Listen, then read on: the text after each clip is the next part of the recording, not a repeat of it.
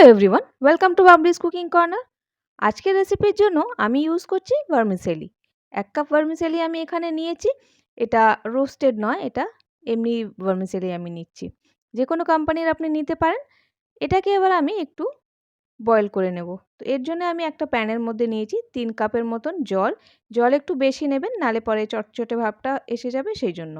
এটার মধ্যে দেব শুধু হাফ চা চামচের মতো নুন, আর এটাকে ২ মিনিটের জন্য আমি বয়েল করে নেব। এটাকে খুব বেশি ওভার কুক করব না, নাহলে পরে এটা চটচটে হয়ে যাবে। তো হাফ চা চামচের মতন আমি এখানে নুন দিয়ে দিলাম, আর এটাকে একটু মাঝে মাঝে নাড়াতে চাড়াতে থাকবেন, নইলে নিচে বসে যাবে।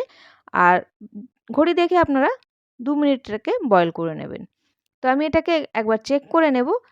দেখবেন যে যখন একটুখানি এটা নেতিয়ে যাবে বা সফট হয়ে যাবে, ততক্ষণ অবধি এটাকে কুক করবেন। খুব বেশি একদম এটাকে নরম করা যাবে না। তো এটাকে নাড়িয়ে চাড়িয়ে আমি ব্যাস সেদ্ধ করে নিলাম। একটা জিনিস খেয়াল রাখবেন, জল যখন ফুটতে শুরু করবে তখনই ভার্মিসেলিটা দেবেন। ঠান্ডা জলে দিয়ে এটাকে অনেকক্ষণ ধরে বসিয়ে রাখবেন না উনানে। তো দেখে আমি চেক করে নিলাম, দেখুন। আর এটাকে এবার আমি একটা ছিদ্রযুক্ত বাসনে বা কোনো চালনিতে দিয়ে এটাকে রেখে দেব। তো এটাকে আমি ঢেলে নিলাম। আর ঢেলে নেওয়ার পর এটার মধ্যে আমি দিয়ে দেবো রুম টেম্পারেচারের জল বা ঠান্ডা জল, যেকোনো জল আপনি দিয়ে দেবেন ওপর থেকে, যাতে এটার কুকিং প্রসেসটা বন্ধ হয়ে যায়। নইলে পরে এটা ওভারকুক হয়ে যাবে। তো এটার উপরে আমি জল ঢেলে দিলাম। এরপর আমি দিয়ে দেবো ১ ছোট চামচের মতন তেল, যাতে এটা একটার সাথে একটা লেগে না যায়। আর সঙ্গে সঙ্গে আমি নিচের যে গরম জলটা আছে সেটা সরিয়ে দেবো, নাহলে এটা ভাপের মধ্যে বা স্টিমের মধ্যে আরও বেশি কুক হয়ে যাবে। তো জাস্ট এটাকে আপনারা একটু নাড়িয়ে চাড়িয়ে দেবেন, যাতে একটার সাথে একটা লেগে না যায়।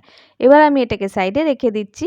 তো পরের প্রসেসে চলে যাব। একটা প্যানের মধ্যে নিয়ে নিচ্ছি ১ বড় চামচের মতন তেল। চাইলে আপনারা ঘিও নিতে পারেন। তবে এক বড় চামচের বেশি তেলের প্রয়োজন হবে না। এর মধ্যে আমি ১ চামচের মতন সর্ষে দিলাম, আর ৮-১০ টা আমি এখানে কারি পাতা দিয়ে দিয়েছি। কারি পাতাটা আমার শুকনো করে রাখা ছিল, আপনারা ফ্রেশটা থাকলে সেটা দিতে পারেন। আমি একটুখানি সতে করে নেওয়ার পর দিয়ে দিয়েছি এখানে ২ টো কাঁচা লঙ্কা এভাবে চিড়ে আমি দিয়ে দিয়েছি। আপনারা চাইলে ছোট ছোট করে কুচি করেও দিতে পারেন। তবে এইভাবে দিলে পরে দেখতে অনেকটা ভালো লাগে, সেই জন্য দিয়ে দিয়েছি। তো সতে করার পর এর মধ্যে আমি দিয়ে দেবো কিছু ভেজিটেবলস। তো আপনারা ইচ্ছে মতন ভেজিটেবলস অ্যাড করতে পারেন। সবার আগে আমি দিচ্ছি এখানে হাফ কাপের মতন পেঁয়াজ কুচি। পেঁয়াজ কুচিটাকে কিছুক্ষণ সতে করব। এটার কালার চেঞ্জ করব না, ব্রাউন করার দরকার নেই। এটাকে হালকা একটু ট্রান্সপারেন্ট হবে, ততক্ষণ আপনারা এটাকে একটুখানি ভেজে নেবেন। আর এরপরে আমি দিয়ে দিচ্ছি হাফ কাপের মতন চপ করে রাখা গাজর। এরপরে আমি দিয়ে দেবো ফ্রেঞ্চ বিন, এটাও আমি কোয়ার্টার কাপ নিচ্ছি। আর কুচি করে কেটে রাখা আছে, আর ক্যাপসিকামও এখানে আমি কোয়ার্টার কাপ দিচ্ছি। হাফ কাপ এখানে আমি মটর, যেটাকে আমি বয়েল করে রেখেছিলাম, সেটা দিচ্ছি। ফ্রেশটাই নিয়েছিলাম আমি। আর আপনারা চাইলে ফ্রোজেনটাও দিতে পারেন। সবজিগুলোকে হাই ফ্লেমে ভালো করে আমরা একটুখানি সতে করে নেব। খুব বেশি আমরা এটাকে ওভার কুক করব না বা কুক করব না, কারণ এটা খুব বেশি নেতিয়ে গেলে বা একদম মেসি হয়ে গেলে খেতে ভালো লাগবে না। একটু ক্রাঞ্চ থাকা পর্যন্ত এটাকে কুক করব। তো এটার মধ্যে আমি দিয়ে দিচ্ছি স্বাদ মতো নুন। তো আমি এখানে কোয়ার্টার চা চামচ দিচ্ছি, আপনারা আপনাদের টেস্ট অনুযায়ী দেবেন। দেওয়ার পর আমি এটার মধ্যে এবার আর কিছু দিচ্ছি না। তো নুন দেওয়ার পর আমি একটুখানি ঢেকে এটাকে কুক করব ২ মিনিটের জন্য, যাতে করে একটু সবজিগুলো সফট হয়ে যায়। খুব বেশি আমি এটাকে কুক করছি না। তো ২ মিনিট ঢেকে রেখেছিলাম, কোনো জল-টল আমি অ্যাড করিনি। সবজি নিজের যে জল ছিল সেটার মধ্যেই একটু কুক হয়ে গেছে। দেখতেই পাচ্ছেন সবজিগুলো মেসি হয়নি, একটু ক্রাঞ্চ আছে।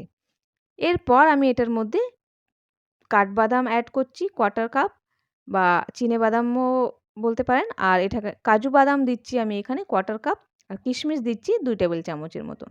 এগুলো অপশনাল আছে, আপনাদের কাছে যদি না থাকে আপনারা স্কিপ করতে পারেন। তো এগুলো দিলে পরে টেস্টটা কিন্তু দারুণ লাগে এটার।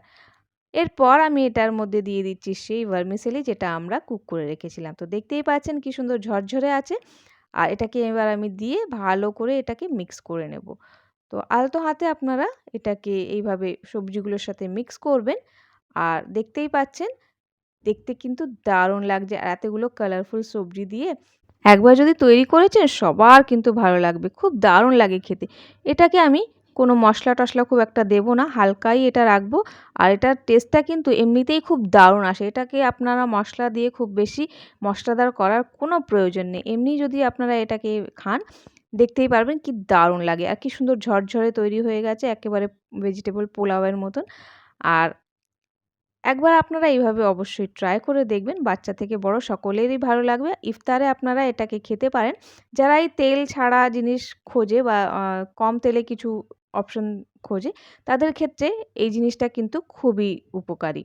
এখানে আমি ২ বড় চামচের মতন ডেসিকেটেড কোকোনাট দিয়েছি। আপনারা ফ্রেশটাও দিতে পারেন আর যদি না থাকে স্কিপও করতে পারেন। নারকেলটা দিলে ভালো টেস্ট হয় সেইজন্য।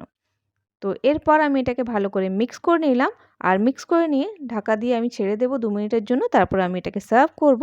আর দারুণ একটা আমাদের ভার্মিসেলি উপমা বলতে পারেন তৈরি হয়ে যাবে। আর খেতে অসাধারণ।